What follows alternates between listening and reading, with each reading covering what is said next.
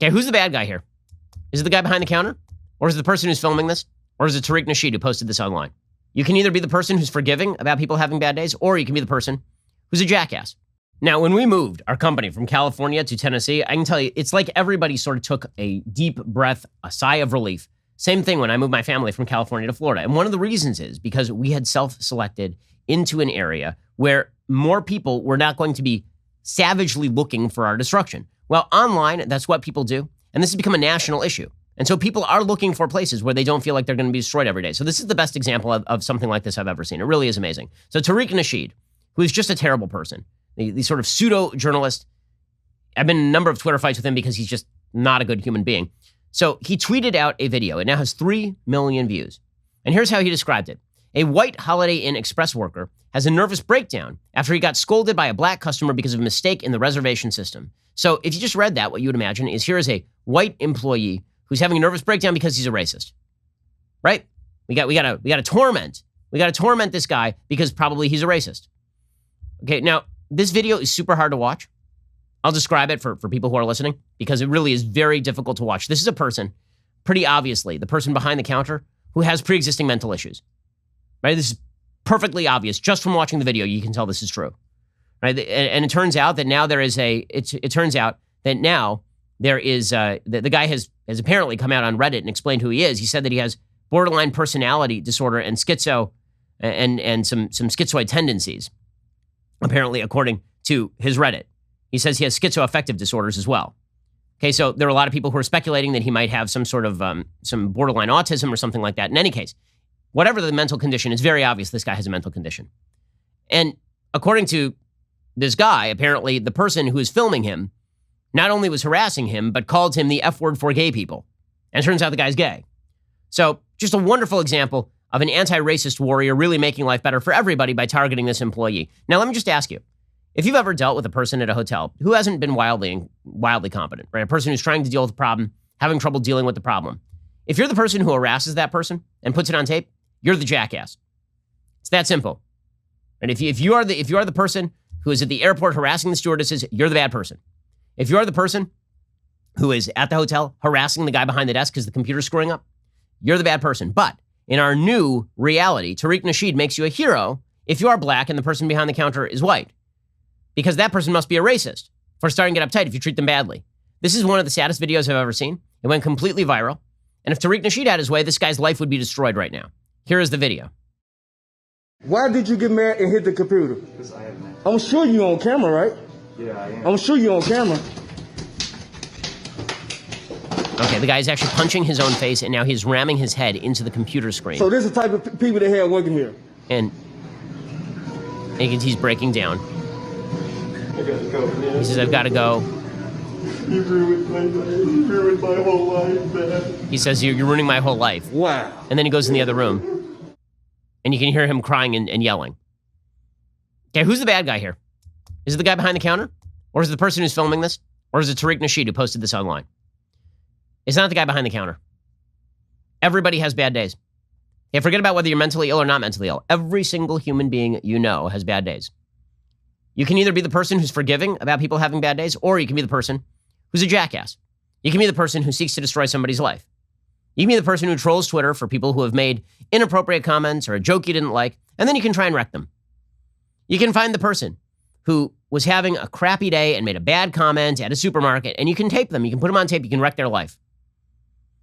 See, social trust relies on us being able to be at least somewhat forgiving with one another and understand that human beings are sinful and that human beings are vulnerable and that human beings say bad things to one another all the time. And if you're a good person, you let a lot of that stuff go because you have sympathy for other human beings. I was at an event in the not too distant past, and I was talking to this one guy, and he was obviously very drunk, and he came up and he made what I thought was kind of an anti-Jewish reference, and he was very, very drunk. And at that point, I thought to myself, okay, well, I can turn this into a confrontation, or I could take out my camera. And here's the truth. I didn't even go through this calculation. I just figured the guy's drunk. He's having a bad day. And you know what? He was drunk, and he was probably having a bad day.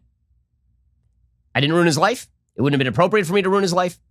But we live in a culture that prizes you. You are a hero if you ruin somebody's life. We live in a culture where if you are a student in high school and you post a video of yourself celebrating getting your provisional driver's license, and you quote a rap lyric using the N-word, a member of your class will take that video, and then they will hold it over your head for several years, and then destroy your dreams by sending it to the university where you have just been admitted, and getting you thrown off the cheerleading team, and then getting you thrown out of the university.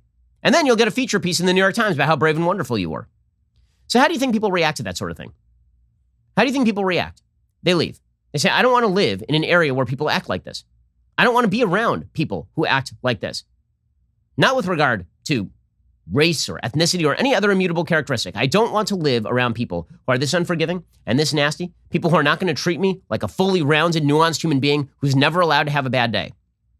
Now, one of the things that I was recently watching this Michael Jordan documentary, and there's this fascinating part of the documentary, is The Last Dance on Netflix.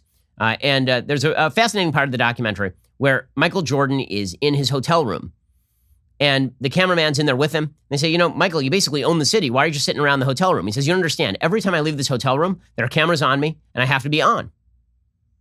Now, as somebody who's fairly well-known, I have a little bit of the same thing, right? When I'm outdoors, when I'm at parties, I have to be on, right? I have to know that somebody is probably filming me at all times. It's very tiring.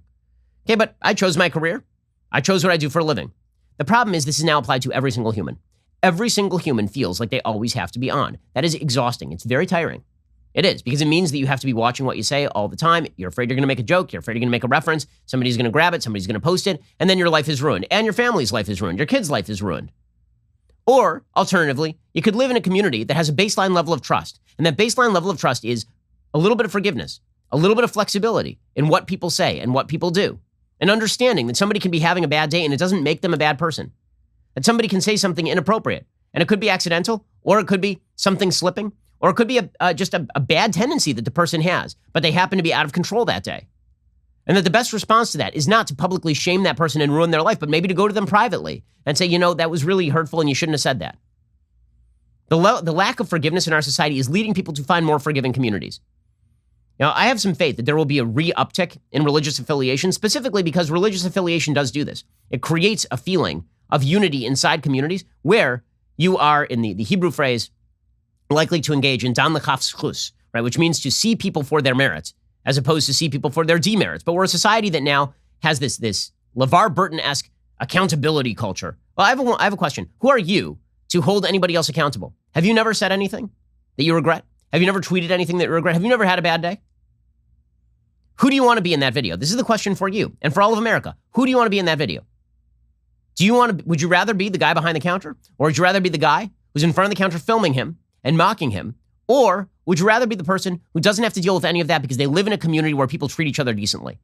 The left, which says that everybody has to be treated nicely, everybody's identity has to be protected and sheltered, and their self-identification has to be prized and cheered by society. That same left will destroy you if they cross you.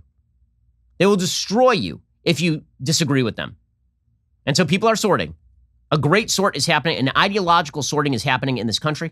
It's being exacerbated by national media. And it's going to happen in every area of American life. It's going to happen in corporate America too. We're in a battle for the culture and for our values. Like and subscribe to help keep our videos on the front line of the fight and top of your feed.